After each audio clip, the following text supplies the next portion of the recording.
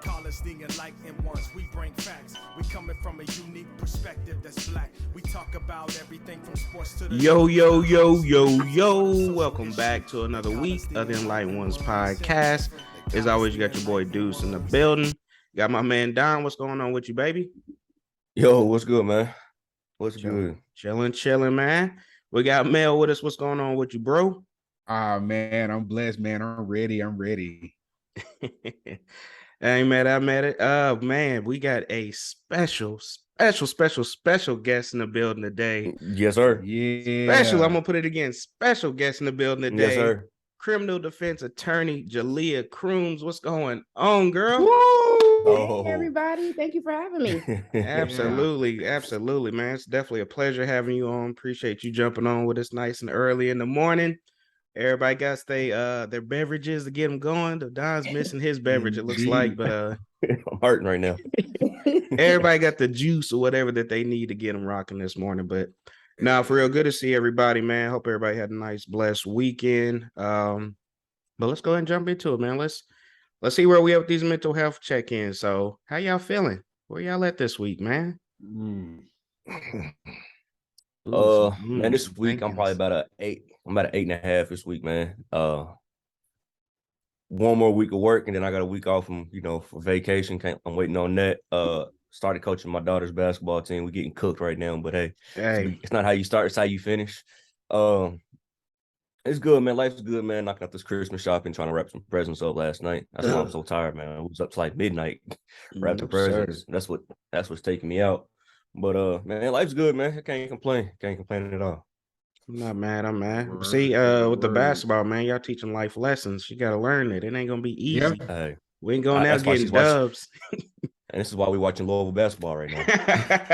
See, baby, they lost too. Yeah. So don't feel bad. It's okay, baby. They still ain't won. So yeah. What? That's crazy.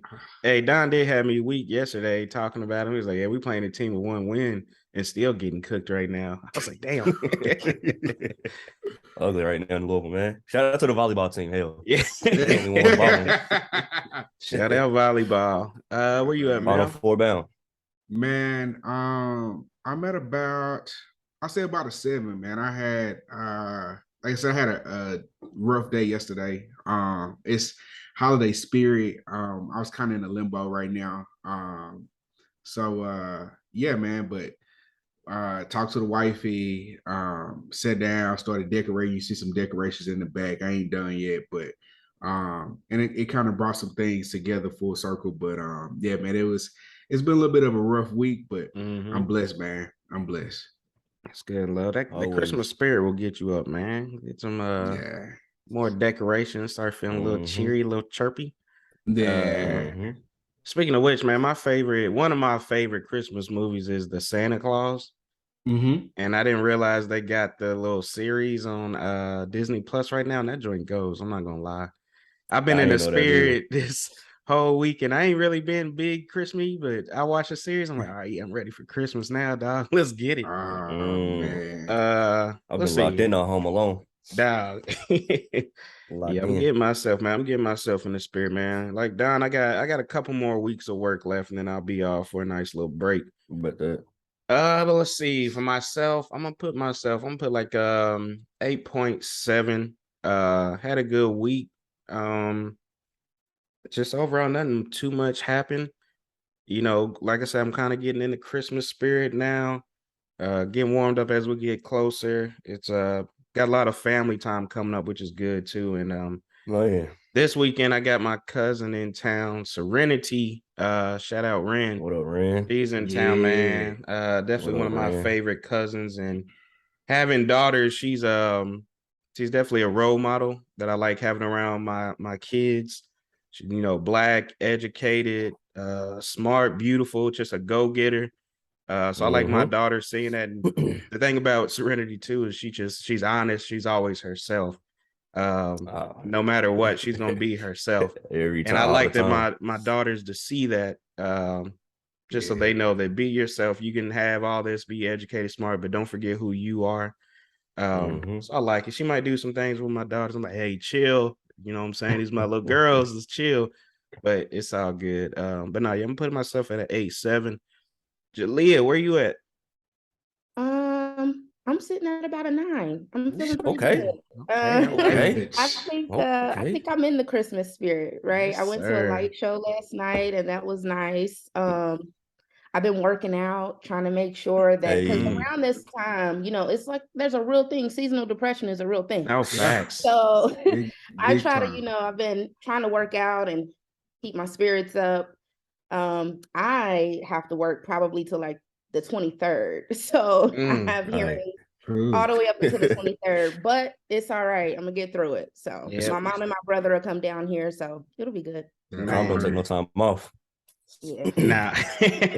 Crime don't take time off. Yeah, somebody's always doing something like, hey girl, I know Somebody's you're out chilling, there being but an idiot. Always. kind of got Merry a little Christmas, situation. but, I'm hurting right now. But no, I do. I like you said the working out too, because for me, like if I go a while without working out, I might feel myself a little down, or I might not even notice it. And then once I start working out again, I'm like, dang, I feel good. Like, you know what I'm saying? Just get them levels going, man. Feels good. So I think that is a really positive way to kind of counter some of that seasonal depression. Oh, for sure. Bingo. I've been slacking, man, with the gym, dog. Bad. I've been slacking. I get in where I fit in, man. I try to get in where I can fit in. Sometimes schedule's too hectic, and sometimes you just beat you. Like, look, I just want to chill. You know what I'm saying? But you can't do it too many times. You know what I'm saying? Eventually, you gotta get your ass up and get in there and do your thing. See, you got to get an accountability partner, so a group or whatever, because that's important, man. Especially when it comes to working out, man. You got to. Hey, look, you looking big, I'm looking big, we all looking big, so we all got to work out together. And whatever your weight is, don't nobody care. Let's just go get it. Let's just go get it. So I got my accountability partners right now texting me like, "Did y'all go to the gym today?" I'm about to get a text in a minute. Did you weigh in this morning? I gotta have them, otherwise I won't go, which is terrible because I need to be like self-disciplined. But sometimes I need that. It be like that. See, I'm good, man. Once I get going, I'm good. It's just going. Get the going. I gotta get going. Start, but I knew, and I keep telling myself, man, I'm gonna go this week, knowing damn well I ain't finna go this week. So I'm finna be that New Year's homer. When New Year comes around, I know for sure I'm getting back in. Gyms be thick come New Year. I'm like, here we go. And like, it's all right. It's only gonna be a few weeks. They'll be gone again. Yeah. But we are in we're in a little group chat. Me, Mel, Bug, bunch of us. Trying to hold each other accountable. I'm gonna let y'all know now, man. I'm not doing my weigh in this morning. I had family in, so we ate good over fam. So we're gonna have to see what we talking about Monday, dog. This is what we be talking about. Let me get back on track today, dog. I had family in, man. I had to do what I had to do. You know what I'm saying? During the holidays, you're gonna fluff up a little bit. You eating sweets and shit. The booze is flowing. Like, hey, get off my back a little bit, man. I'm just letting you know. Ain't gonna be no weigh-in from Deuce today because I overdid it yesterday. I overdid it. So I don't need that negativity today, man. We're trying to stay positive here. Facts. But nah, man, good stuff. Glad everybody's doing well. And getting going, man. It's like Don said, it's hard to get going, but we got to get going. You got to do it. You got to start. You got no choice. Oh man, but no, I appreciate y'all. But let's go ahead and jump into this interview, man, because I'm excited. I've always wanted to. I have a criminal justice background. That's kind of where I did my degree and everything in. So I wanted to go the way of you, but I'm not smart enough or ambitious enough to go that way. So I didn't. So I'm always curious how you got to that process and everything. So starting off, what exactly does a criminal defense attorney do? Okay.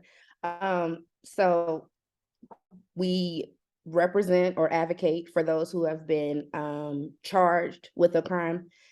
And then at that point, once we're hired on, we then start the whole negotiation discovery process, and basically just be an advocate for our client.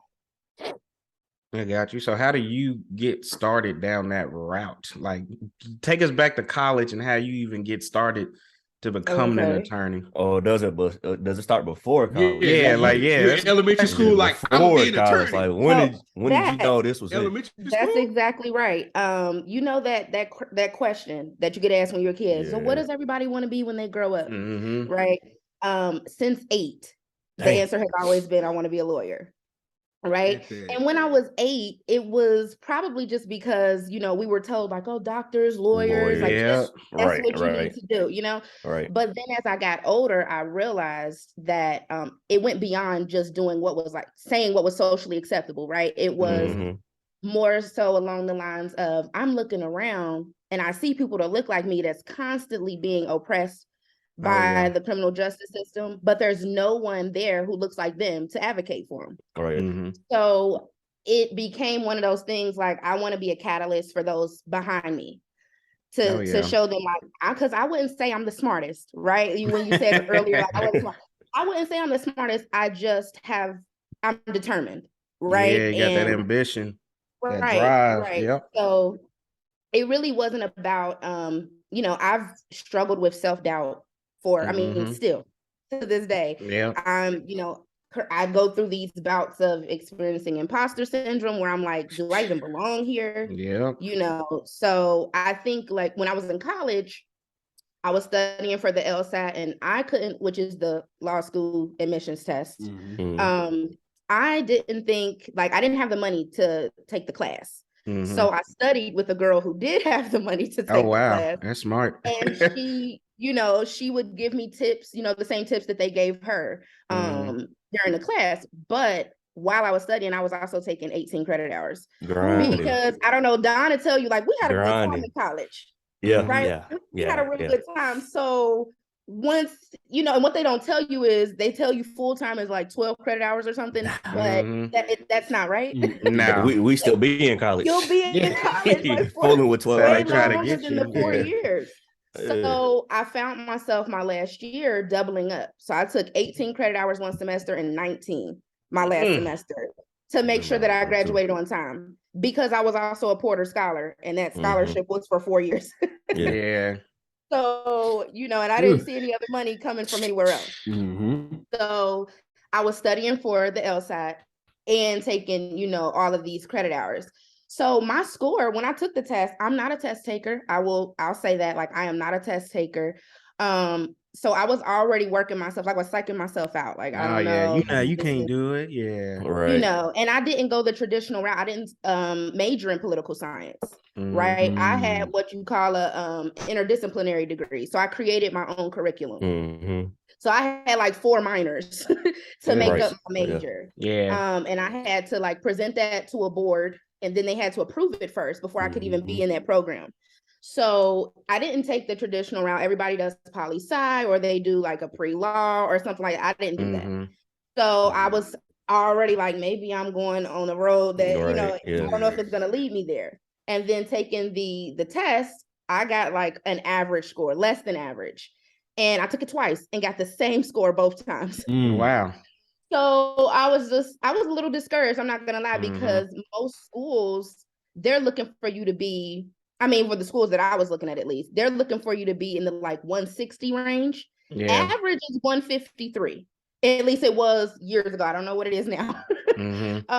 But then it was like a 153. The highest you can get is a 180. So, I'm like below average. And I'm just like, I don't think I'm going to be able to do this.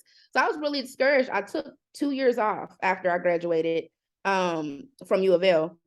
And just I got into the legal field. I was working as a litigation paralegal in a legal department for a local credit bureau. And I was talking to some of the attorneys, and they all went to Capital University, which is where I ended up graduating from with my law degree. They all went there. And I ended up talking to one of them and just telling her, like, I told her my score. And she's like, you can get in the Capitol with that. What are you doing? And I'm like, well, like, I don't know.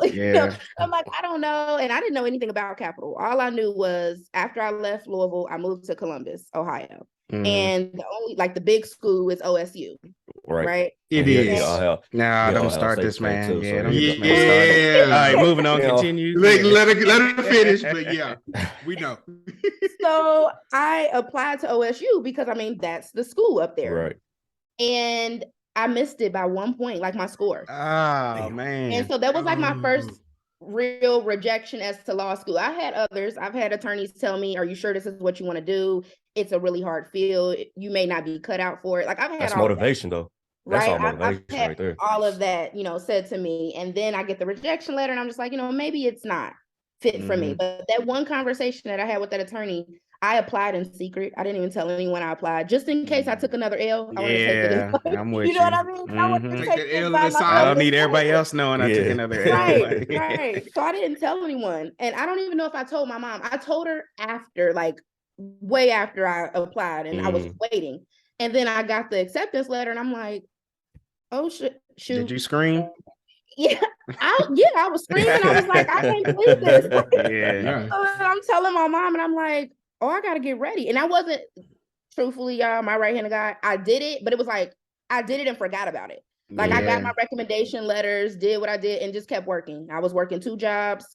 I was just like, it's whatever. If it happens, it happens. Then I get in and I'm like, oh, I gotta get ready. Shit, like, I gotta go right. I gotta get right. So, and I got a small scholarship. It was small enough to help with like some books.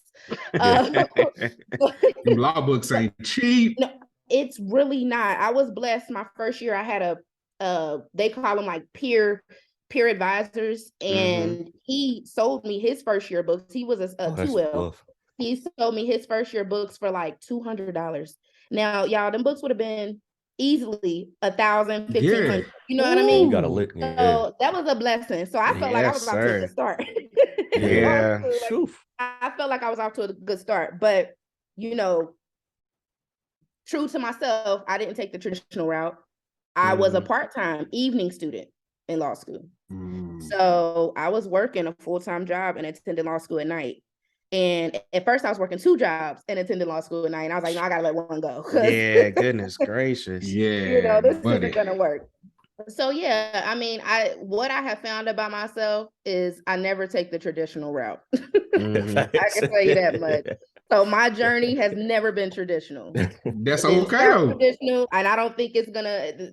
The progression of it probably won't be traditional either, so. But I think that's good though, because a lot of people think that there's only one way to do something. So then when it doesn't work out, you do get that discouragement of like, all right, nah, I can't do this. Because a lot of people in your situation would have been like, all right, after the first rejection, okay, cool, yeah. I'm done. I knew I was right, especially if you had that self-doubt and you're like, okay, this just affirmed it for me. Yeah, I'm good. You know what I mean? I'm not gonna put myself in that situation again. Yeah, I would have been that one too. Like, I was trying to talk myself out of it, but it was heavy on me because it's my purpose, right? So it was like I have to fulfill this purpose, and so I wouldn't have been able to keep going if I didn't at least try. I got you. So, did you see a lot of people that look like you on your journey to becoming an attorney? No. And I still don't, right? In certain areas, like I live downtown Cincinnati. My office is downtown Cincinnati. But I travel all over Ohio. But when I'm downtown, I see Black faces in the courtroom. I see Black judges. I mean, it's a sight to see. Yes, but this is the urban area, right? And so if I'm going somewhere like even in Dayton, I'm not seeing people who look like me. And I would say at first it was kind of, it stings a little. It's kind of discouraging, but I know that I'm just one more Black person in that room that can open up the doors for another. So, I'm trying to, see silver linings here and, create a space where we feel comfortable. I do. I will say when I go in a courtroom and another Black person sees me, that it's like we just give each other that look. You get that connection. You like, and don't know each other. But it's like I had somebody tell me they was proud of me. I don't know that man. I don't I've never seen him a day in my life. Love, though. And he was just like, I am so proud of you. And I was, thank you. That's love. But I don't see too many. I mean, I think the percentage of African American attorneys in the country is like 5.4% or something like that. It's very low. Goodness. It's very low compared to, you know, Caucasians. They're sitting at, you know, like 70%, you know, so goodness. Even Hispanics are a little higher than us. So it's just it's something that obviously, you know, it needs to be better. But I feel good knowing that I'm part of that percentage. Yeah. That representation, man, is huge. Yeah. So are a majority of your clients minorities? Oddly enough, they are not. Oh, wow. Oh, really? Okay. No, yeah, right. So I'm like, I'm getting in this field so I can get advocate for people who look like me. And that is not the case. Now, I will say that I've started off doing lower level crimes, right? So the highest that you still making an impact though. Huh? So you still making that impact though. Right. And I like to think so. I mean, I've had a few. Yeah. What do you consider lower level crimes? So the viewers can make misdemeanors. Misdemeanors. So I'll do I've done a first degree misdemeanor, which is that's the highest level of a misdemeanor. Then that's when you get into felonies after that. A first degree misdemeanor, you're looking at least 6 months in jail, right? So I mean, not like I can do that, but yeah, I feel you. No, sir. Right. You get into felony time when it hits that year mark. So if you're looking at a year or more, you're in felony. You're in the felony. So I do mostly misdemeanors as a start. I just passed the bar last year, and I took it in February of last year. And so I've only been practicing for like a year and some change. How many times did you take the bar, if you don't mind? I took it once. Oh, heck yeah. No, my cousin tried to do it. He took it 3 times. So yeah, I've heard a lot of people say it takes multiple times to pass. You know, I don't know if we are faith-based people, but I am. And listen, it was nothing but God who walked in there with me. You hear me? Because amen. And I took it during, I took it during what they like the pandemic, right? So I finished school in December of 2020. I took a week off, and then I started studying for the bar because the bar would have been February 2021. So, and oddly enough, the hard part wasn't sitting down and taking the exam. And I know everybody's different, but for me, it wasn't the sitting down and taking it. At that point, I was ready to get it over with, right? Because the prepping for it was insane, right? Like 2.5 months of me just in the law library from sun up to sundown. I was working also. My job didn't let me off, though they did let other people off. We're not gonna talk about it. But you know, they let some other people off, and they ain't passed the first time. That's all I'm saying. But I had to work, and I just it was hard. It was hard, and again, I'm that person that's like, can you even do this? Like everybody around me is like, you can do it. They see it, but I couldn't. Right? So, and part of that is like, I have to find a happy medium with that because it pushes me, makes me go harder. But then sometimes I'm like way too hard on myself. And then I feel like if I fail, well, I just spoke that into existence anyway, you know? So I have to find a way to still motivate myself, but not like down myself in the process, you know? So I prepared, I was studying with a friend, and then I realized that wasn't probably the best because we didn't get a lot of studying done. We just would like talk all the time, you know? I'm a talker, can ask Don. So, so I realized that wasn't going to be like the best route. And so I just started going to the law library every day, and I would be in there. I kid you not, sun up to sundown. If I got there at 9 a.m., I was leaving by 10 p.m. to 11 p.m. Oh, goodness. I was in there. I had 2 laptops going, my work laptop and then my laptop that had all my bar materials. And that type of discipline, I don't know where that came from, because if I had to do that now, I don't know. It's funny because when you gotta do it, you make it happen, but it's like, hey, fam, never again. I want to do this. How did I do that? I have no, like, I look back and I'm like, exactly, like, how did I do that? And then I'm just like, I didn't. That was God, right? I didn't do it. You know what I mean? Like, so yeah, I took it once, and the wait for it is terrible. You got to wait like 2 months. Oh no, sir! I no. remember that every day. I feel like I remember this now. Yeah, I remember all this. like you sit, it's a 2-day exam. Yeah. It's a two-day exam, like 8 hours both days. Stop And it. no, yeah, it's 8 hours. Yeah, I remember this now. It's 8 hours with the breaks. So you get like 30-minute intervals, but yeah, it's a test. It's a hell of a test. So I after you take it, the second day I was like, I did what I did. It is what it is. 10. You gotta know a little bit about a lot. That's what I'll tell people. Yeah. Right? You gotta be competent. You gotta know a little bit about a lot, and you should be fine. Yeah. And it's really the time constraints that's put on it that makes it hard, right? Because you got to think like, okay, what law are they testing? Okay, how does it apply to these facts? Yeah. But I got to do all of that in 30 minutes, and I got to write the essay, That's tough. So that's the part that really gets you, and so they know like that it's on a curve too. Yeah. So okay. It was hard. It was hard. Praying on everybody else to struggle, so that curve works out in that favor. That part. I was looking like, so, I wouldn't suggest it, but people do it all the time and they tell you not to do it in law school too. But after the exam, you ask them like, so what did you think? Like, what did you write? That third question, like, was that a contracts question? And then if you hear no, it wasn't a contracts question, then you like, oh, man. Shit. Damn. Yeah. I tried to refrain from doing that, but it's inevitable. Like you always do it. They tell you not to. They tell you not to do it in law school. They tell you not to do it on the bar, and like you always do it. As soon as you say don't do it, I'm gonna do it. Like right, like don't tell me not to do it because it's getting done. Yeah. Right, because now I'm pushing. I'm testing limits. Like I'm gonna do it. So yeah, the wait was the prep was hard, and then the wait was hard, and then on that day they'll release it on the Supreme Court website at like 8 a.m. So you're just like up. I was up at 4 a.m. that day. Yeah, I'd have been sick that morning, stomach hurting.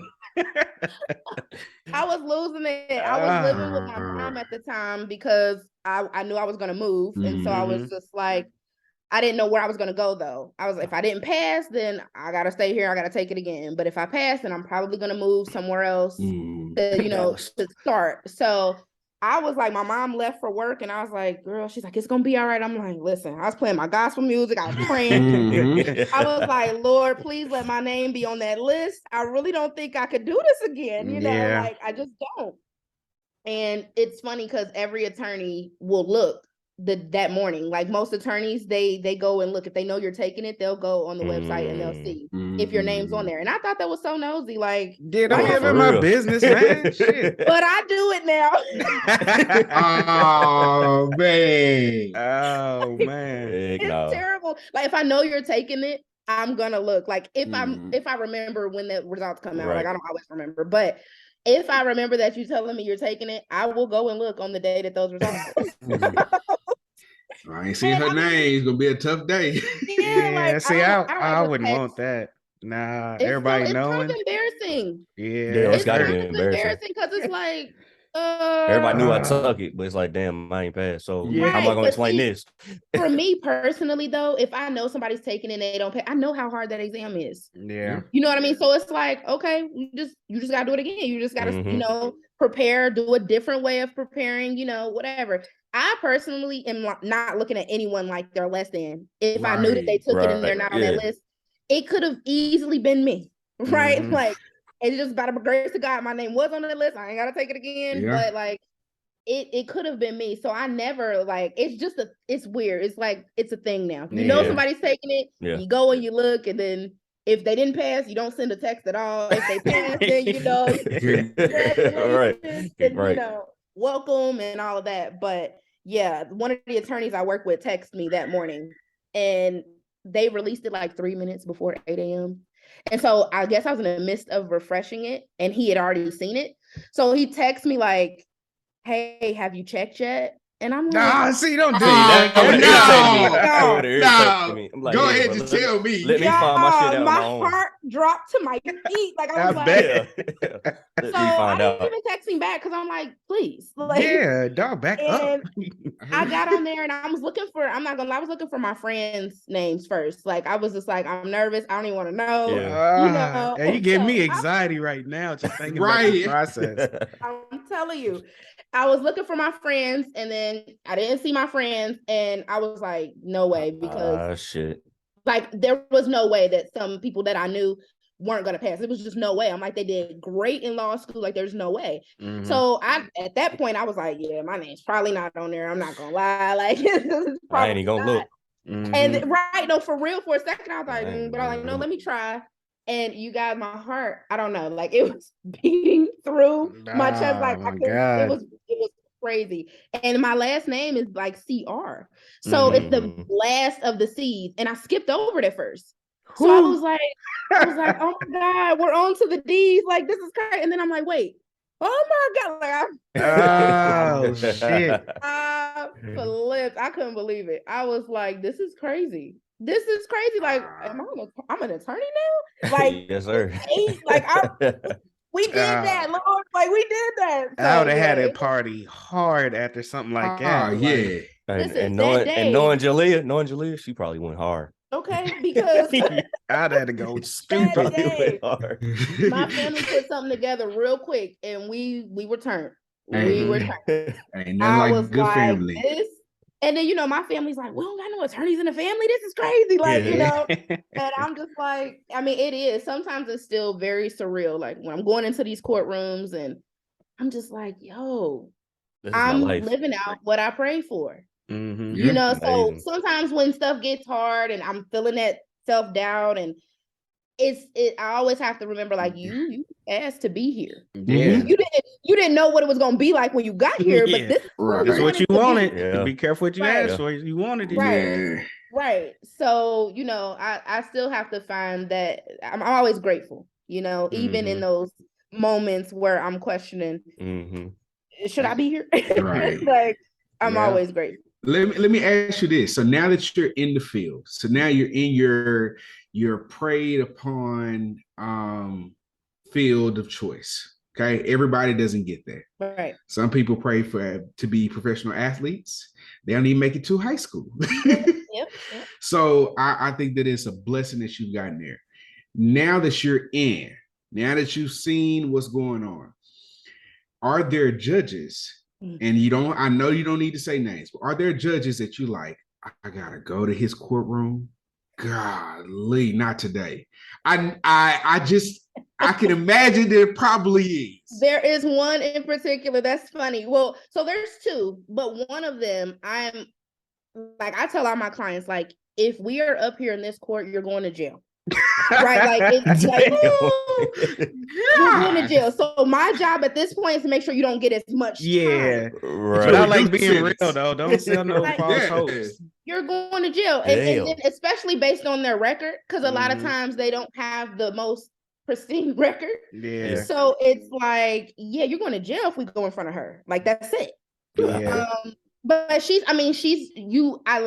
like her because I know what to expect with her, right? Yeah. Like, she's not gonna shock me. Plus, she kind of likes me, so sometimes she be doing me a solid, with my clients. She's like, "All right, I'll give him 3 days," like when she could have sentenced him to 30 or 6 months. So you know what I mean? Like she'll do something like that. I gotta approach and talk to her a little bit, like, Judge, come on, I got him doing this and this. Hey, I'll take it 3 days. No, like, help for real. Me out. But there is one. When you said I don't want to go to their courtroom, there is a guy down here in Hamilton County. I don't like going to his courtroom. He's black too. No. That's the worst right there. I know.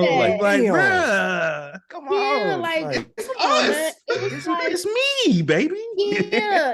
And I guess he does this with everyone, but everyone, like, he's just not my cup of tea, right? He'll put you on blast. So when I first went in there, he was like drilling me. It's a courtroom full of people, and he's drilling me like, all right, so it was almost like a hazing a little, but like Yeah. who's feeling that? Okay, because I'm new. I don't know. Yeah. That, but Welcome to the world. yeah, like he's like, how many municipal judges are there in this court? What? Those have my name. Like it was crazy. I'm like, bro, I already graduated from school, my nigga. Let's talk about my client. Yeah. No, for real. Because I'm like, and then I had somewhere else to be too. And I'm just like, I had to be to another courtroom, and he doesn't care. Like, he doesn't care. He's that one. If you have an agreement with a prosecutor, he's that judge where it is always the discretion of the court, right? Mm-hmm. Yeah. So, but most judges will go with what the prosecutor and the defense has agreed upon. Yeah, if y'all came to that point, why not? That man will be like, I'm not going to accept that. Damn. Wow. So then you're like, okay, so do we need to go to trial or like what? Like what are we gonna do? Yeah. Like, so he's just one of those. And then when you're new, I think once I get a little more acclimated, and I feel more comfortable, then I'll probably, feel a little better about going in front of him. But like, he's just one of those. It's like he be smelling himself, for lack of a better phrase. Right? Like he knows he's in charge, and he's gonna have to follow word. He's in charge, and that gets on my nerves. Yeah, that's you don't work 47 hours on this case straight, and he like, no, I'm not taking that. Like, I'm glad y'all agreed, but no. Yeah, I'm like, okay. And I mean, he asked me. There was one day, I think I was probably maybe you could see it on my face, but I just wasn't feeling it. And he was like, "Counselor, how are you?" I was like, "I'm all right." And he's like, "How's the field? Like, do you like it?" I was like, "It's okay." He was like, "Whoa!" Like she paused. Maybe she don't like it, and everybody in the courtroom's laughing. And I'm like, "Your Honor, like, I mean, it's fine. What do you want me to say?" Can we get on in here again with you? And he's like, "It's not that hard." He's like, "It's easy. It's not that hard." Yeah, he would piss me off. I'm like, nigga, if you want to talk, meet me down the Rhine, guys. We can have a beer later, bro. Right. But now I'm trying to work. He's one of them, and I just be like, okay, that's annoying. I hate going to this courtroom. I hate it. That's annoying. But so I try to get in and get out. Oh yeah. So in your tenure so far, what's been the most challenging thing for you? Truthfully, just learning how to do it. Right? Because law school is a means to an end, but it does not prepare you to be an attorney. Like, and I think I feel like a lot of professionals will say that if they have the like one particular, like you need a degree, like doctors. Well, doctors are a little different, right? Because they get residencies and they get to learn. Get that on the job training. Right. Unless you do like mock trial or something in law school, you're not necessarily prepared to become an attorney. And this is my experience. I can't speak for everyone's experience, but a lot of my colleagues will agree that it just doesn't prepare you to actually be a practicing, functioning attorney. It's more so you have to do this to get here. You have to have this degree and this license in order to do this. So it's really been the most challenging is just learning on my own. I came down here under the impression that I was going to have like a mentor, and he was not he wasn't that. And we've had to sit down. So I'm the only like Black person in my office, right? So that's not a shocker. It is. Yeah. So matter of fact, I don't even know if there's any Black attorneys in my building. Goodness. Now that I think about it, like I don't think there's any Black attorneys in my building, but I came down under the impression I would get some sort of guidance, maybe not a full-fledged like mentor, but like some guidance.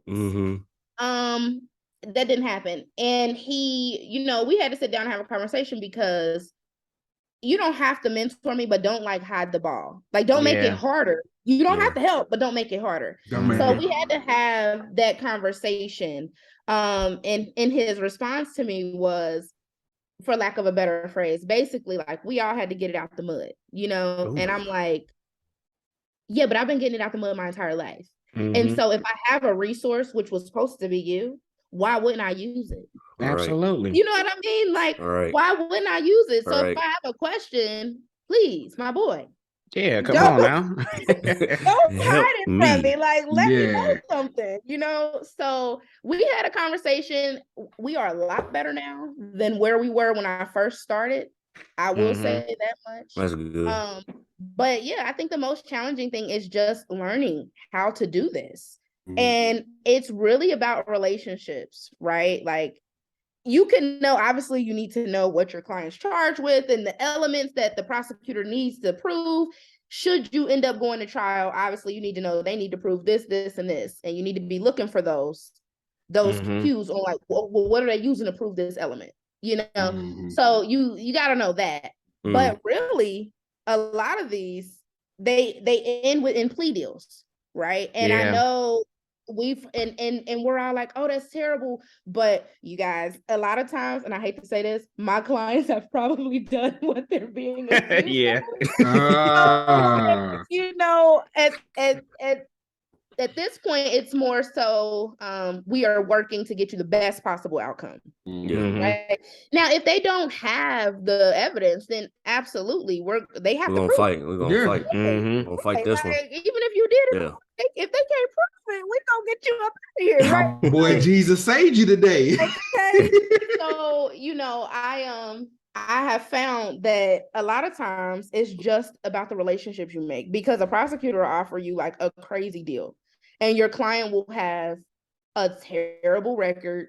They will like, all the evidence is there. Like, so a OVI, let's just say, which is a DUI. Some people in Ohio, they say OVI, other places DUI.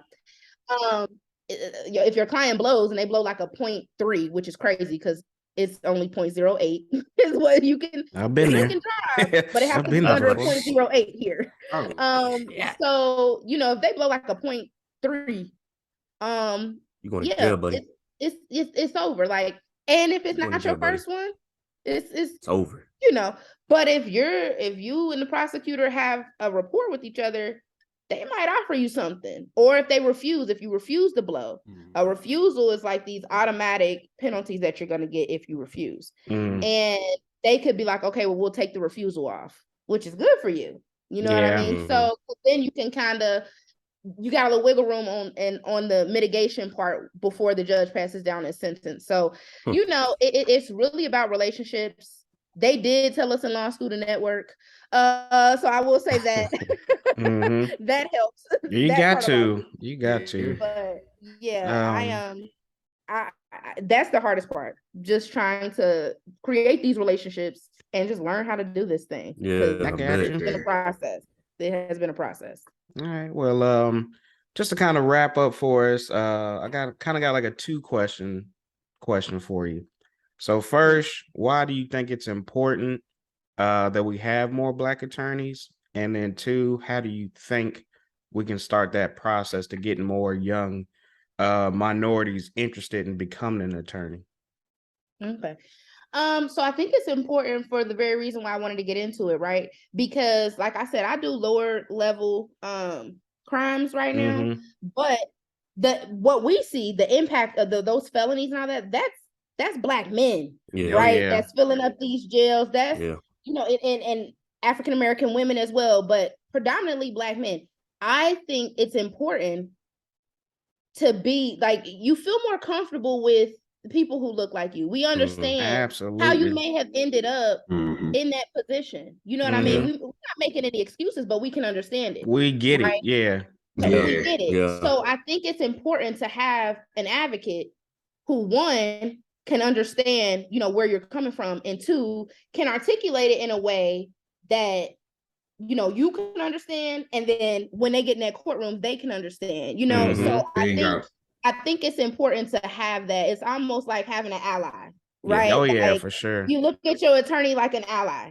At least you should. And especially when, we're Black. Like, I got to do my job regardless.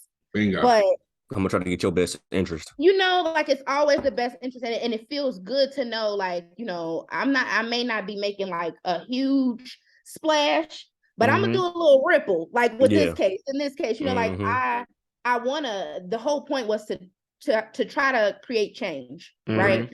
And so I think that that's important, to have Black attorneys, because we are the most affected. Oh I yeah. may not see that as far as like my clients go. A lot of my clients, like I said, they are not they're not Black, but you know, the majority, the numbers, right? Yeah. Absolutely. It's mostly affecting minorities, and so I think that it's important to have someone who looks like you that can give you that voice in this courtroom where nobody else looks like you. And so, and then as to your second question, how can we get more people like involved or wanting to do this? You know, I'm still trying to figure that out. I don't know if I have an answer to that, right? Because everybody has different motivations, right? So they may want to try to affect change, but not be front and center in front of a judge trying to advocate for it that way. You know what I mean? So I think it's really just about individual desire and how they want to impact, you know, the community. So I don't know how we could get more people involved. Are I there think what programs? you, Like, yeah. are there hopefully I'm a catalyst for girls behind me and young men behind me who look like me. Hopefully I'm a catalyst for change. I'm a catalyst for those opening doors for more Black people. There's a couple young ladies who are in law school who reach out to me, and I give them as much guidance as I can, guidance that I wish I would have had when I was in law school. Oh yeah. So it's really just about being a resource, I think.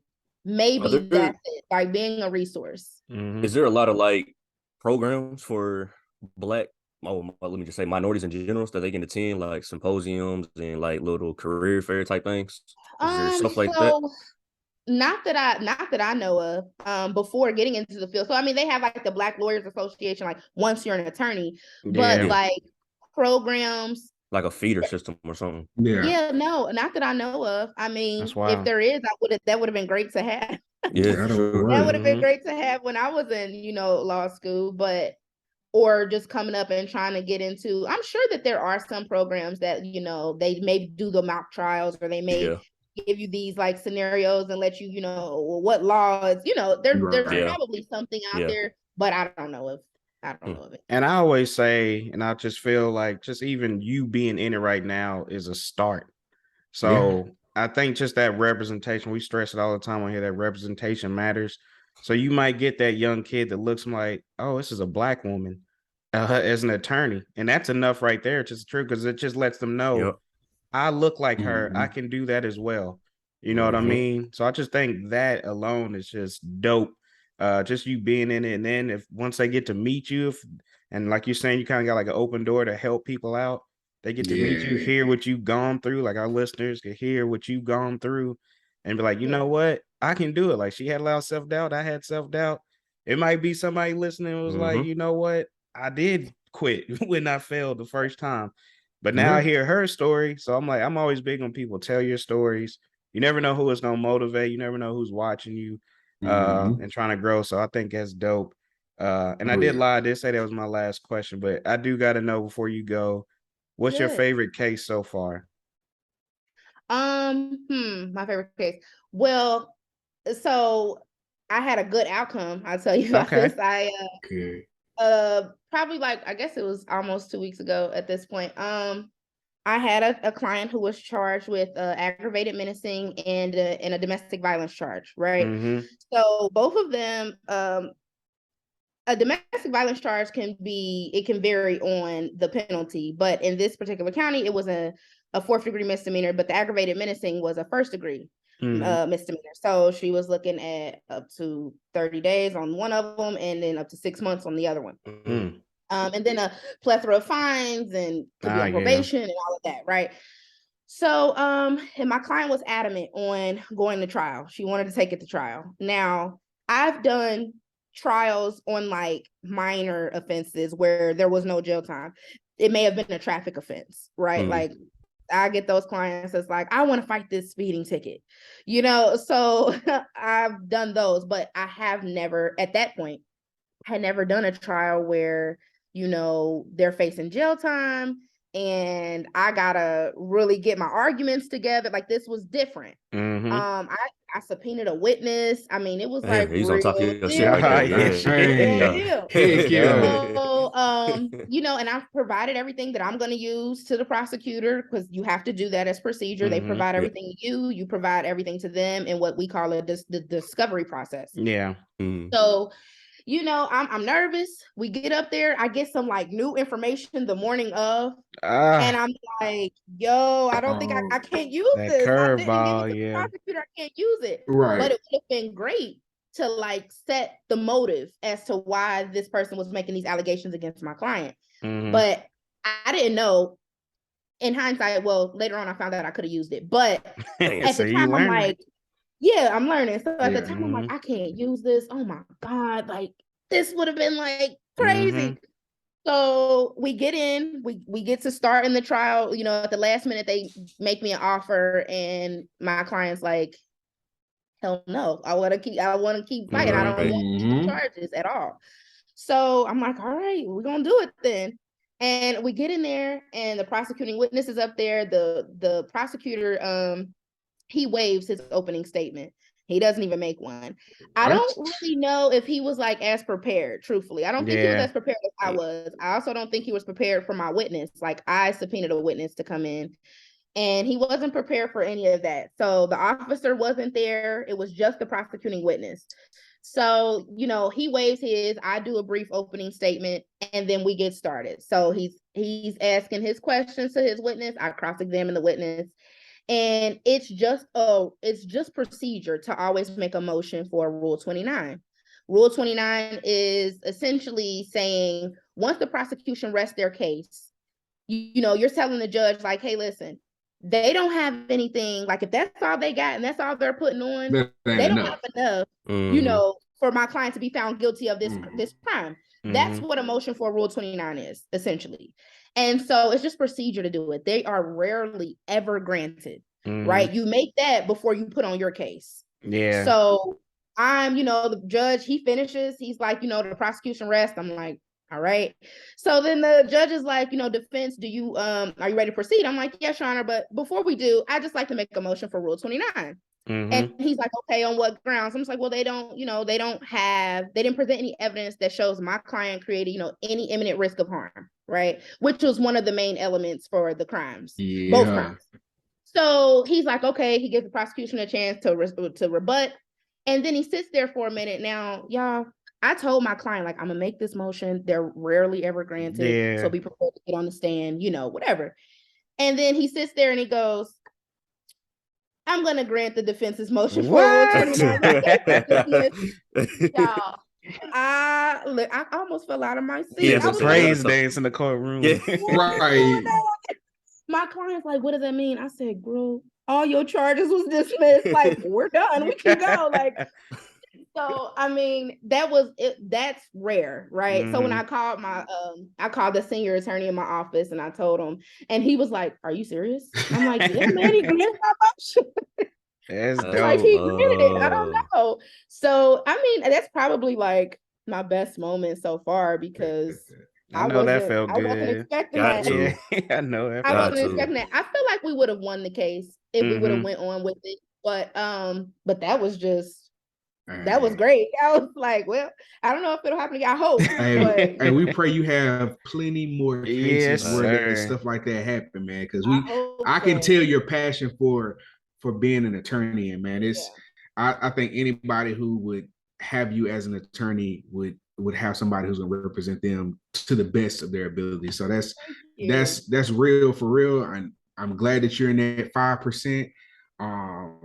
But no, seriously, like, that's all him. So shout out to the big man. Right. Yeah, right. Let me give you flowers though. Take my time on this one, man, because we got some years under our belt. So this is kind of a little, this one hits a little bit harder for me personally, just because I've seen your journey and what you've been going through since freshman year of college. So shout out to you. I know it's ain't been easy. We've had conversations in the past about your journey, and you wanted to give up, but you kept going and all this and stuff. So shout out to you. It's beautiful though, because like I said, you're an inspiration to somebody else, to my daughter. Oh yeah. Thanks, so bro. and it's just crazy, man, seeing you here now, and it's just wow.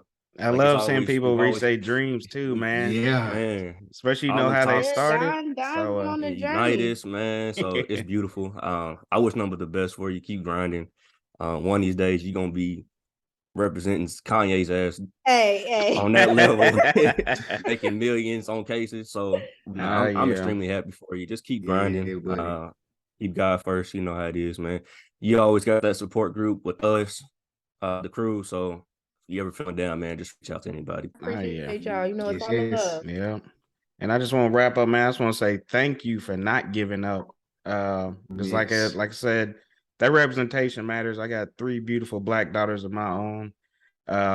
So it's good for them to have somebody that they can look up to and see similarities in and say, okay, I can do that as well too. So like Don saying, like when you're feeling down or whatever, you might feel defeated. No, people are watching, cheering you on.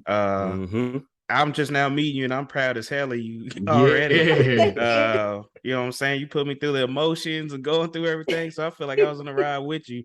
But now honestly, man, I love the, just being persistent, not giving up, because a lot of people would have folded. And that's why we don't have people at that level, because some people give up. They see, well, not a lot of people look like me in it. So I'm probably not gonna make it anyway. So I appreciate it. I appreciate your story. Just thank you so much for being on here. We definitely value everything from you, and we're hoping to get you back on here in like a year or two. You know what I'm saying? Absolutely. You're gonna have We'll her do own a little catch law up. office. See how the journey's going. Right. She's like, I don't have time, guys. I got, you know what I'm saying? I'm running my law office. I would Got always 16 make cases this time. week. No, but definitely, Juliea. Appreciate everything. Definitely wish you all the best, and we're excited to see you on your journey.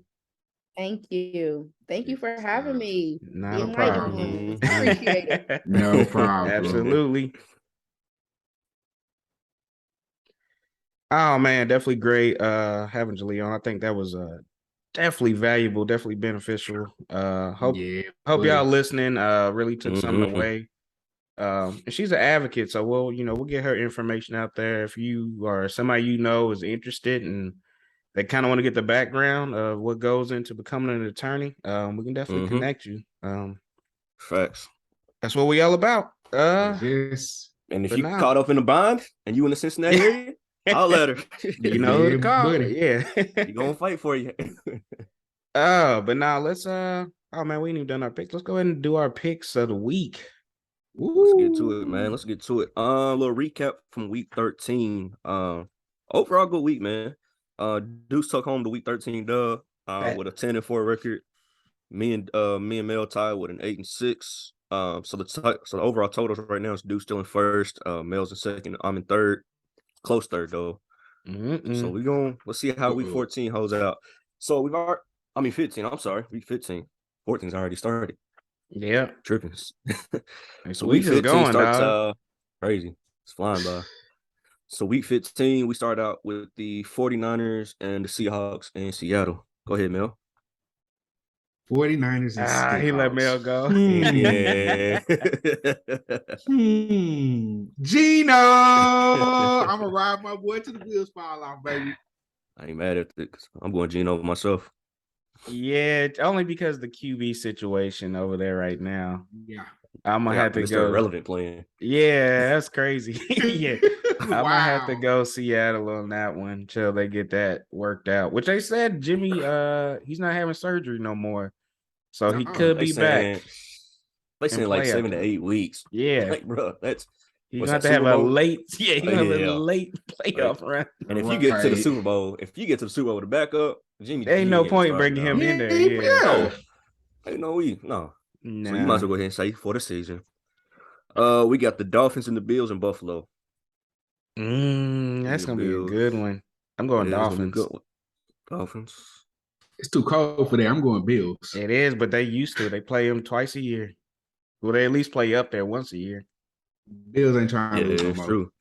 We got the Ravens and the Browns in Cleveland. Ravens and the Browns. This is tough because Lamar's hurt, and they say he's probably out 1 to 2 weeks. So, hey, who'd you go last game, Don? Whoa. The one we just picked. I want Bills. Okay. Yeah, I want Bills. I wrote it down before I even said it. I got you. Yeah, I was like, damn, this man tried to sneak one in on us. He can like, yo, whoever wins, who I won. called. Yeah, whoever won. He tried to come up off the third string over there. Yeah, I tried to, yeah, Ravens and Browns in Cleveland.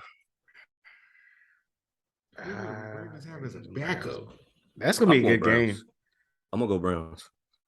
I'm pissed because I wanted that Lamar and D. Watt game again, back in like the Clemson Louisville game. I'm gonna go Cleveland just because I trust the quarterback situation over there.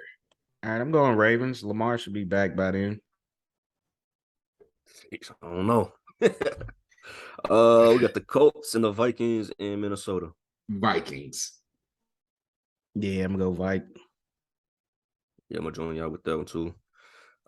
Falcons and Saints in New Orleans. Yeah, I know who I'm rolling with. Oh God, I'm probably gonna have to join you on that one. Falcon. Mariota got benched again. Yeah, I'm going Saints. Yeah. Whoever the quarterback is, let's go Saints. Damn, Atlanta sucks, boy. Goodness gracious. Bad. Bro, something's wrong with Atlanta right now. They broken. We got a good NFC East game, Giants and Washington. But I think they actually flexed that to the Sunday night game. So I think that's Sunday night. Somebody got to win this game. I ain't doing no OT shit. I'm going Washington again. I picked them the first time. I'm going them again. I'll ride that wave with you. I'll go Washington. Bet, give me G-Man then. Give me the G-Man. We got the Eagles and the Bears. Eagles. I mean, that's easy for me. I'm just trying to see if my man. Yeah, I was about to say, I just want to know if he's gonna go with his Ohio State Buckeyes. I'm going Bears. Yeah. Just because I feel like the Eagles will underestimate them, and I think something about their offense has a little hole in it. I think I saw it last week, and so I don't know if the Bears can do it, but I'm gonna trust them. I'm just trying to see if my man's gonna stay persistent, like I've been doing with the Saints, the Lions, and the Jets in New Jersey. I'm definitely going Lions. Definitely going Lions. Jets. Jets, and Jets. Jets has lost some steam, though. Jets have lost some steam. But I'm still going Jets on this one. Oh man, St. Brown gonna torch that ass. Hey. Not on sauce. Who you got, Mel? I'm going Jets. All right. We got the Steelers and the Panthers in Carolina. Give me the steel curtain. Give me the steel curtain. I'm going to have to agree. Yeah, Steelers. Yeah, I don't. Nah. No, nothing about the Panthers. There's nothing to know about them. There's nothing. Right now. That's a horrible ass game. Yeah. We got the Cowboys and the Jags in Jacksonville. We them boys. Yeah, I'm gonna go Cowboys. I think the Jags might make it a good game though, but Jags ain't bad. Jags are not bad. It ain't gonna be no easy game for us at all. So I ain't going to say that. We got the Chiefs and the Texans and Houston. These are easy. I don't even know why it's a game. Chiefs. That wouldn't be the Chiefs. That one we should have got more precise. Like, do y'all think the Texans are gonna score? Well, yeah. What's the score gonna be like? Yeah. We got the shit bowl of the week. We got the Cardinals and the Broncos in Denver. This is terrible. It's so bad that it makes it a good game. Right. I'm going Cards. I'm going Cardinals. Go Cards. I'm gonna go. I'm going Denver. Let's ride. Going Denver. I know. Let's ride. We got the Titans and the Chargers in LA. That's gonna be a battle. I'm going Chargers. It's gonna be a battle. You going Chargers? Who you got, Mel? Derrick Henry, feed him. Derrick Henry failed me on a parlay. Hunted him. This man, give me the home team on that. Man didn't get 70 yards. Come on, man. He killed me. Didn't they give him more than 10 touches? Is the question. Man, this man didn't do shit. Who they play? He ruined my parlay. Whoever they played last week, man. Yeah, it was the Eagles game. Eagles. Yeah. They ain't get more than 15 touches. He didn't do shit. I was pissed. I got ESPN up right now. They showing highlights. I'm thinking it's the actual game. I'm like, oh, shit. Like, damn, somebody playing? I'm like, how is it going already? We got the Bengals and the Bucks in Tampa Bay. Give me the Cincinnati Bengals on this one, my guy. Yeah, I'm going Bengals. Bengals. Yeah. Matter of fact, you know what? I'm going Bucks. All right. I'm going I like Bucks. I did not expect Brady to do what he did last week. Man, against bums. I like it. Facts. You shouldn't Bengals expect is that turning around. They done from found their bum. stride. They Bengals making that late run. Bum ass. Yeah. Yep. For real talk. We got what would have been the Sunday night game, but it's been flexed to the 425. We got the Pats and the Raiders in Vegas. I'm gonna go I like this game. Pats. I like this game. I'm going Raiders only because they need a pick me up. They've needed to pick me up all season. and ain't no better time to do it than the end of the season. You ain't got nothing to lose. Defund the Las Vegas Raiders. Defund their ass. Wow, he said defund them. They are bums. Defund that organization. Defund them. Damn, not defund them. That's deep. I ain't never heard that one. Jeez. We got the Rams and the Packers, Green Bay, Monday Night Football. Pack. Hold on. Rams. Yeah, hold on. Now I spoke too fast. Right, Mel got Rams. I'm gonna go Packers. I'm gonna stay with them. Fuck, I'm going Packers too, cause dog. Baker came back though, man. I'm not hearing that Baker bullshit. I'm not hearing it. No. Baker came back. Boy. No, not doing it with you, dog. Yeah, I'm not going come down on, man. Get on that Baker wagon, boy. Nah, can't do it. Not fooling with Baker. That's all. That's all the picks for week 15. We all in the books. No, all the bye weeks end this week. Yeah, all the bye weeks end this week, which is still mind blowing to me. How you get to week 14 and just have a bye? Damn, it's a long ass time. I'm exhausted. Now, if your team has been clicking, it's good because now you get a little break. You know what I'm saying? You've already established something, but you get the time to rest and just execute a little bit more. Yep. That's good and bad though. And it could be. It just depends. You know what I mean? Yeah. It could go either way. Yeah. Because who we got this week? We got the Bears, Packers, Colts, Saints, Falcons, and Commanders on bye week. Which is what one of those teams are already kicked out. I cannot believe it this far in the season, man. All I ask, they talking about adding another game. Nah, they need to chill. They trying to do 18 games. They want to do like an even 18 games. I do miss the even because then you get those 500 teams. 8 games. Yeah. So I wouldn't be mad at it, but I do also like not being able. You either had a winning season or you had a losing season. Ain't no middle. I like that too. I like that aspect of it, and I like the fact that one year you might have one extra home game, and then the next year you're gonna have one extra away game. So I kind of liked how they got that worked out. Yep. I ain't mad at it. System. I like that. But that's it. Week 15's in the book, man. Best of luck to you, brothers. It's in the books. It's in the books. All right, let's jump into the pick 'em and leave them this week. Where we at, baby? What you got for us? Got a good one. Got a good one. Let me pull it back up. Slacking my foul. My bad, fellas. I'm slacking. You good. So the pick 'em and leave 'em. It's really not a pick 'em and leave 'em. It's just kind of see how. What's the different? Like, how do we live? Like the different lifestyles everybody lives out here. So we got. So the title is. It said, "Let's see who's living a nasty. Who's been living nasty." What goes in the fridge? What goes in the fridge? And I think it's a preference thing. You know what I'm saying? So it's a preference thing. So it ain't really like pick one, leave one type thing. So it's kind of like, what do you and your household do? So I'll start with the first one. I like this one too. It's 4 choices, but I'll start with the first one first. Syrup, like waffle pancake syrup. Is it in the fridge or is it outside the fridge? Where y'all keep it at? So it's weird. So growing up, I've actually done it different ways. When I grew up, we put it in the fridge, but now my family doesn't put it in the fridge. I don't put it in the fridge.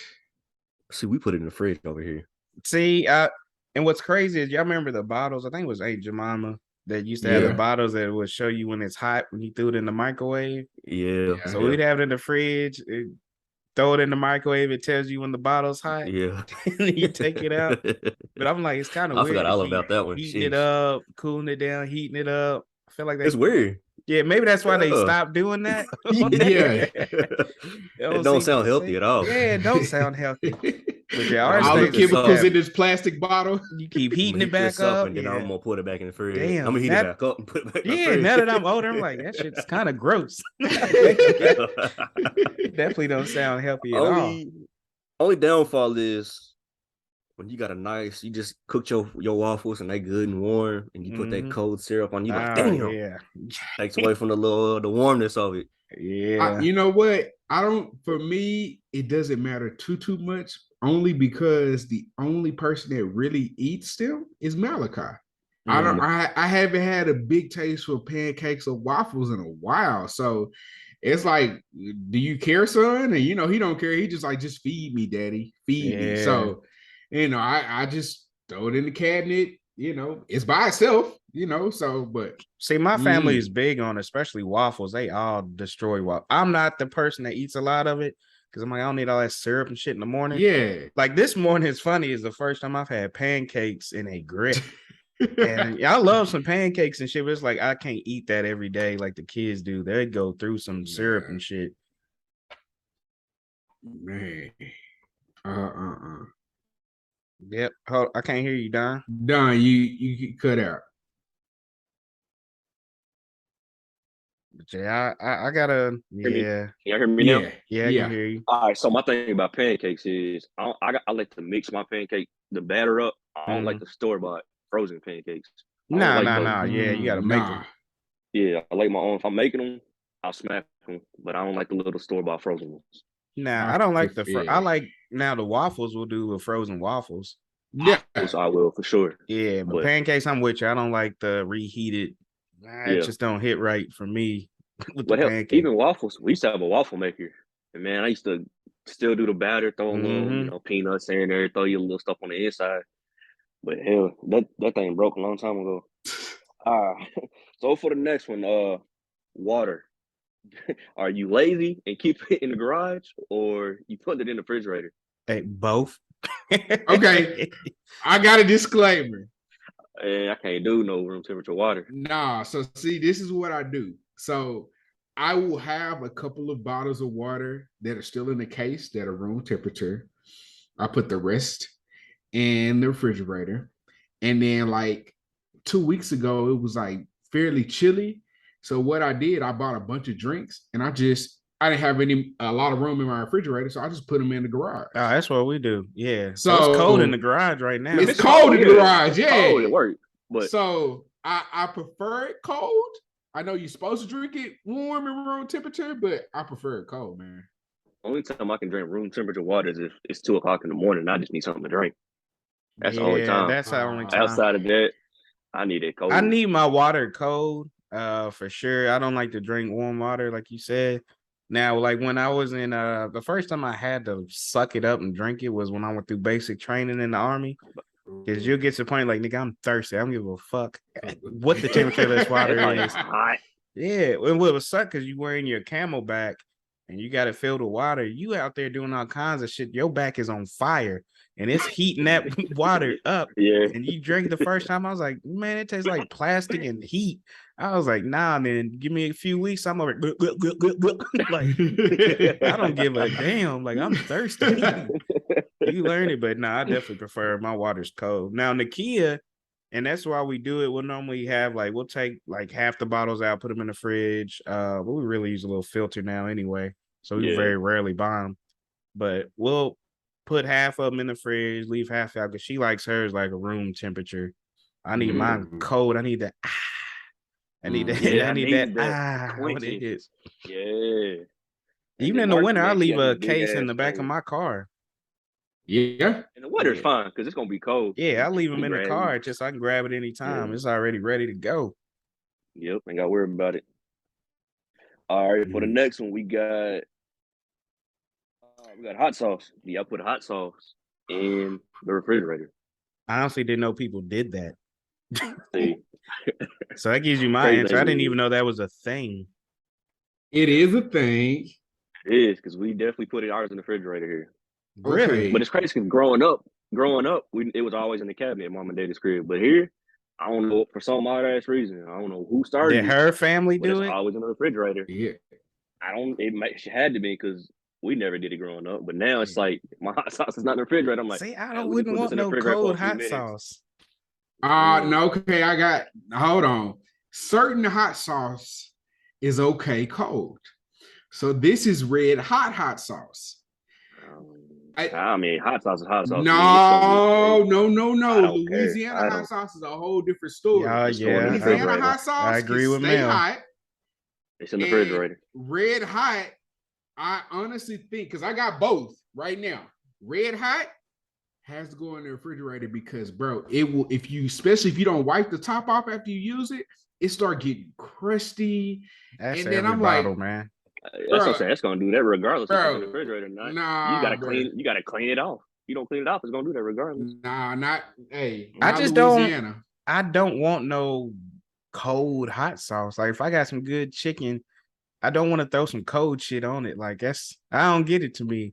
I couldn't see a situation. I'm like, damn, I wish my hot sauce was cold right now.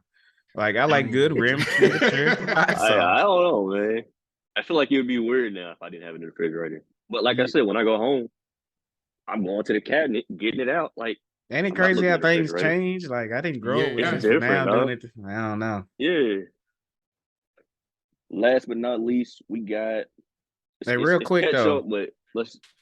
real quick, my bad. I just want to know what y'all's favorite Hey, hot what's sauce up? is. Louisiana. Well, that's a tough one for real.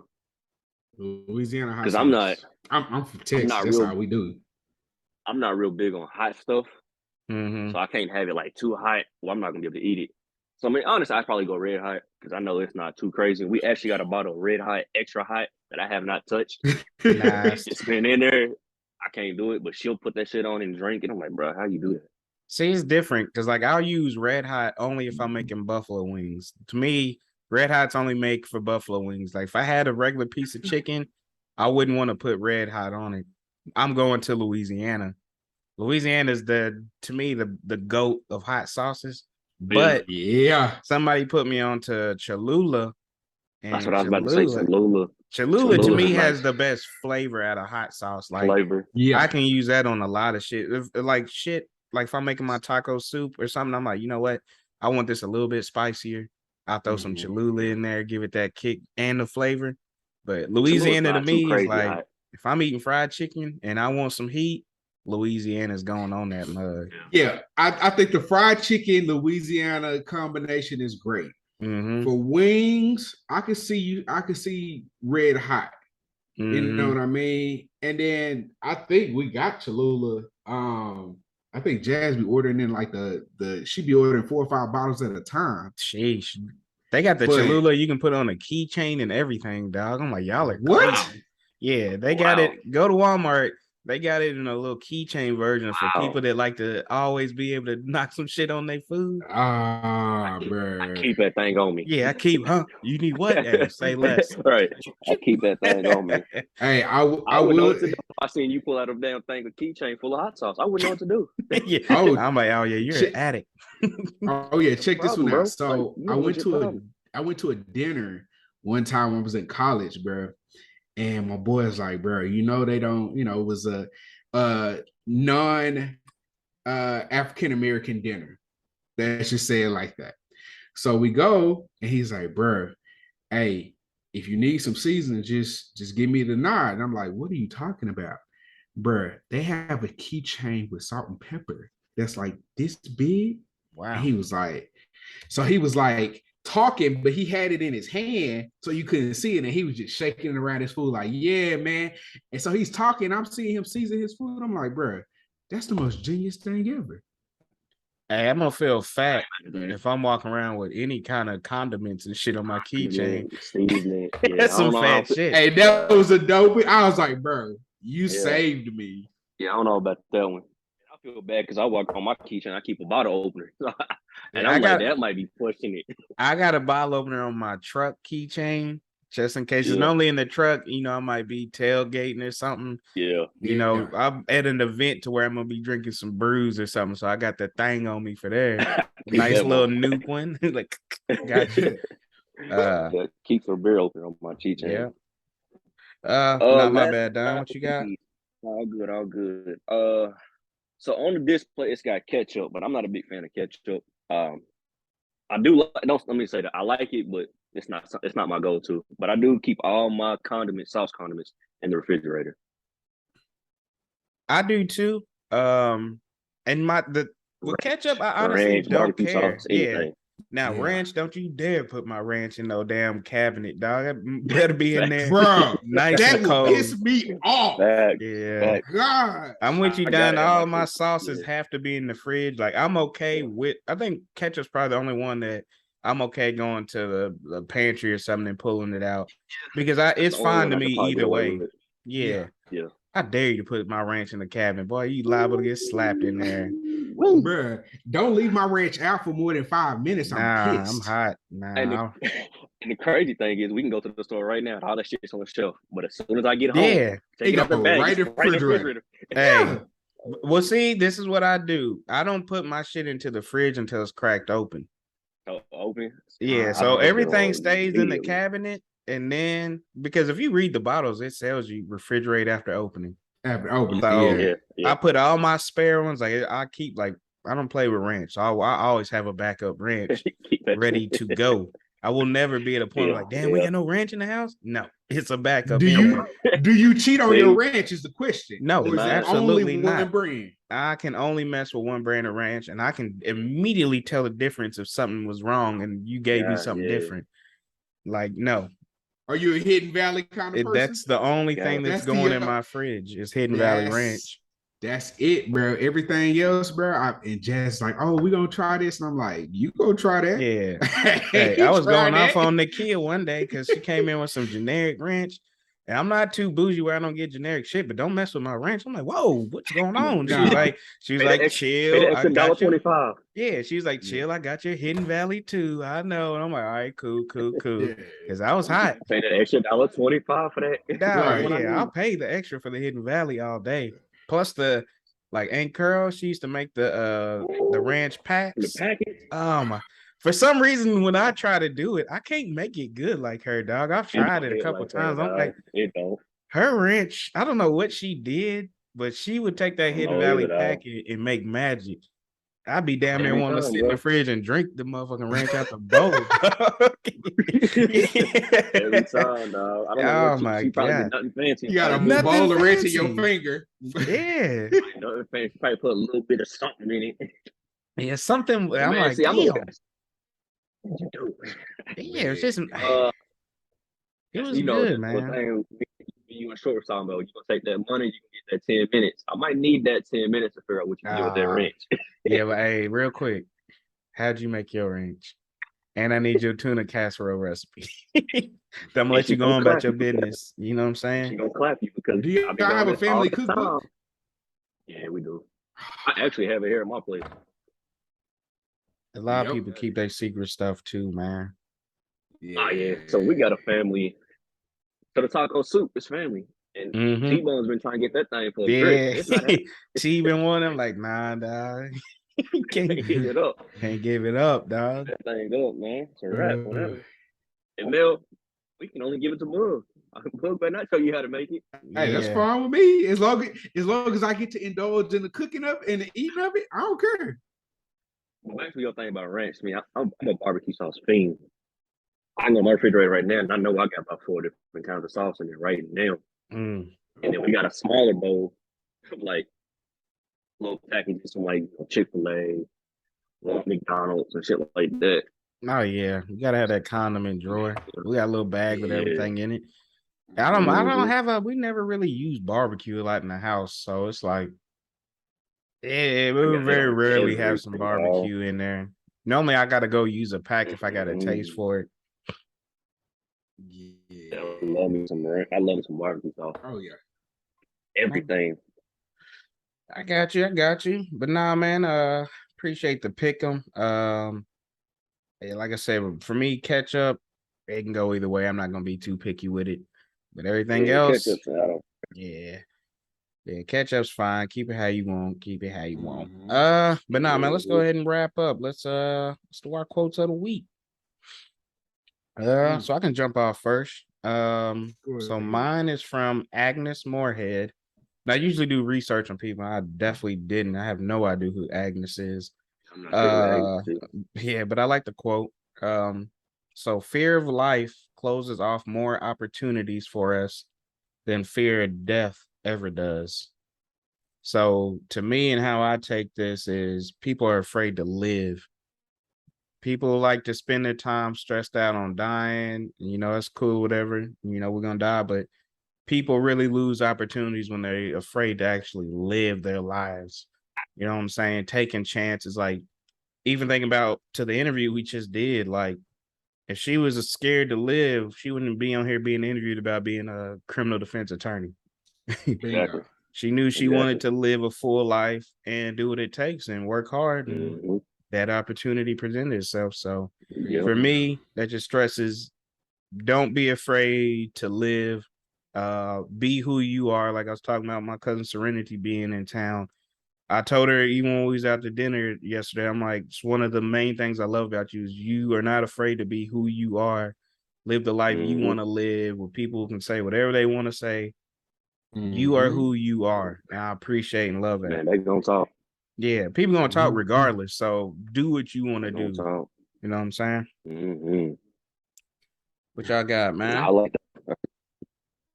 You got one done? You want me to hop it off? Got it. I got one. It's crazy because well, I'm not a basketball coach. I'm a volunteer basketball coach for my daughter's team. But the message that I would really pinpointed to yesterday is effort.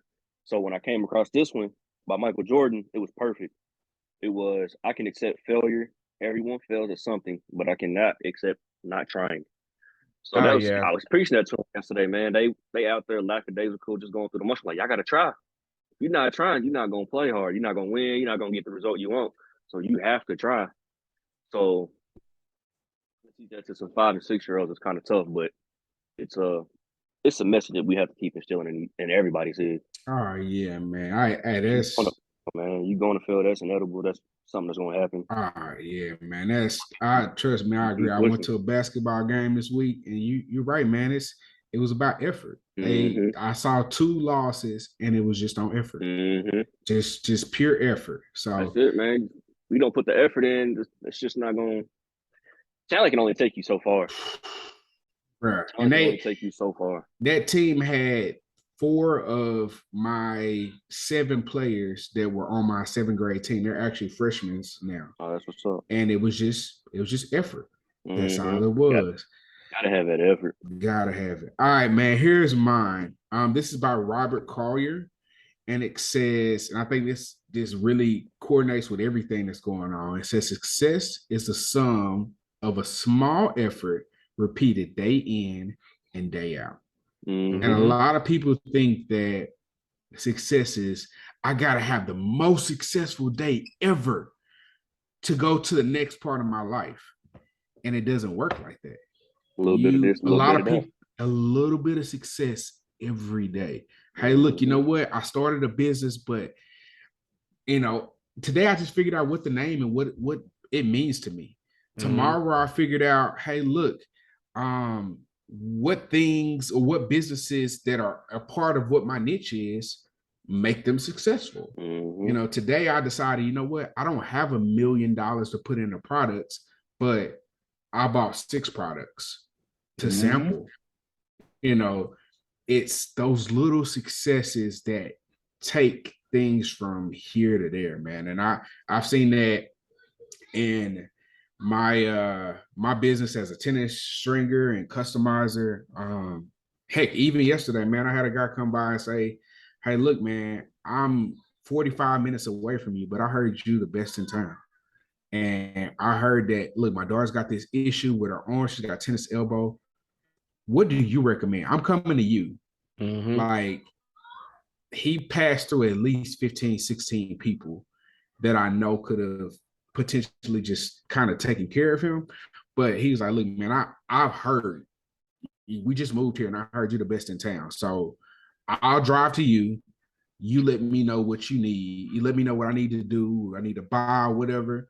So, but it was just those small little successes. It started by a little bit of trust, a little bit of faith, a little bit of effort. every day. So I'm thankful for it. But yeah, that's it. That's it, man. Well, see, I like that one too, because I've actually, my therapist has told me something similar to that. Just because he knows my brain, I like to do a lot of different things, and I'll burn myself out trying to give 100% to everything. So he would always stress, like, fam, don't try to give 100% to every single thing you're doing. Give it this much percentage. Give this much percentage. He's like, you're still progressing in each thing. You just not burning yourself. He was like, instead of doing 100%, split that 100 up. Give this 20%. Give that 20%. Yeah. That way, you still accomplished everything. You're still moving, but you're not trying to burn yourself doing 100% on each single thing. So I definitely like that one, man, for sure, for sure.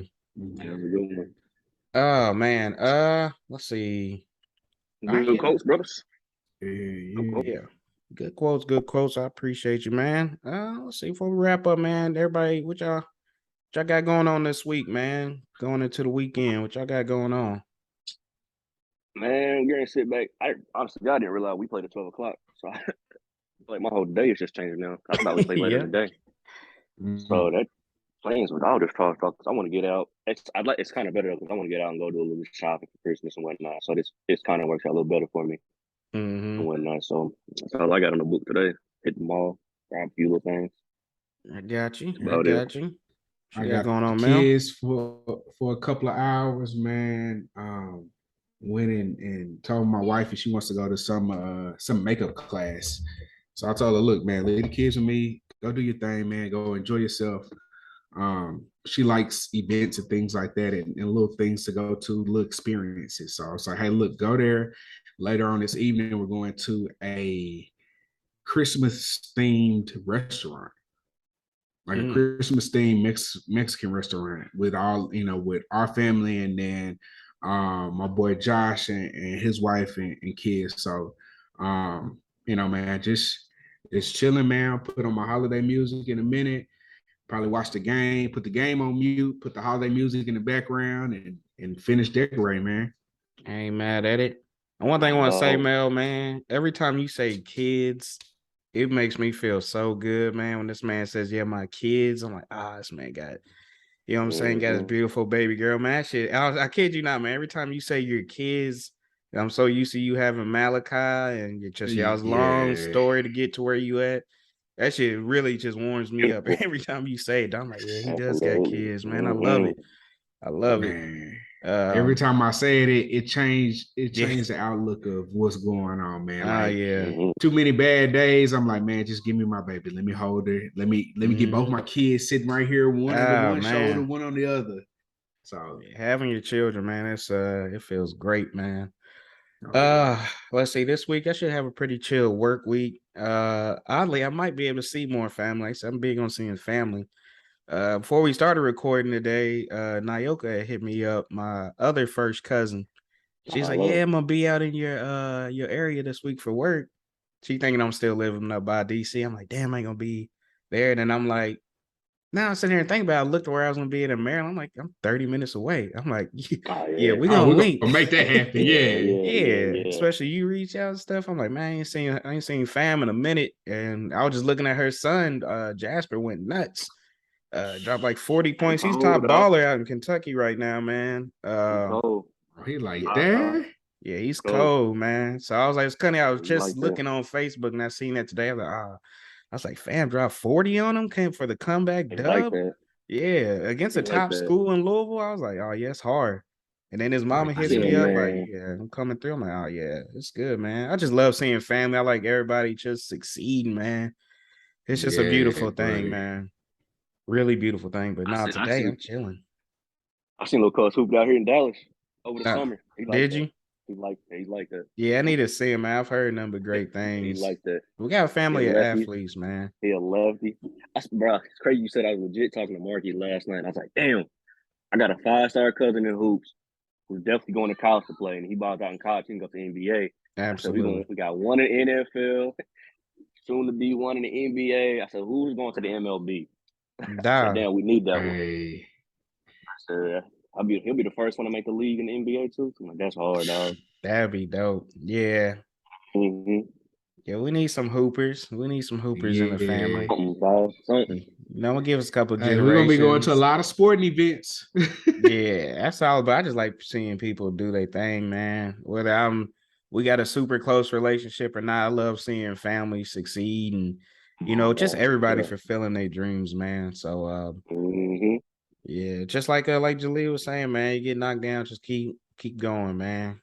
You know what I'm saying? Yep. Keep it rocking, get to where you want to be at, and then to have that feeling of I did it, like I can't even imagine. Yeah. And then you just can't settle. Like I told Malachi after he won his Super Bowls and stuff, I'm like, that's great. But now it's time to think about the next one. Yeah. Like this moment is over. It's time to move on to how I'm gonna do this again. Like you gotta win, celebrate it, but that's it. Once you won it, get the celebrations in. Now it's back to putting in that work to do it again. Yeah, but nah, man. Definitely appreciate y'all good brothers, man. Definitely appreciate Juliea being on, kicking us some gems on her life, how she got to where she's at. Definitely motivational. So I'm definitely feeling good, feeling inspired today. Just overall good week, man. I'm excited. But anybody got anything else? Gucci? Nah, man. Y'all enjoy y'all holidays, man. We got another one coming soon. Got another episode coming next week. Well, as always, it's the Unlike Ones podcast. We'll catch y'all next week. Appreciate you. Peace.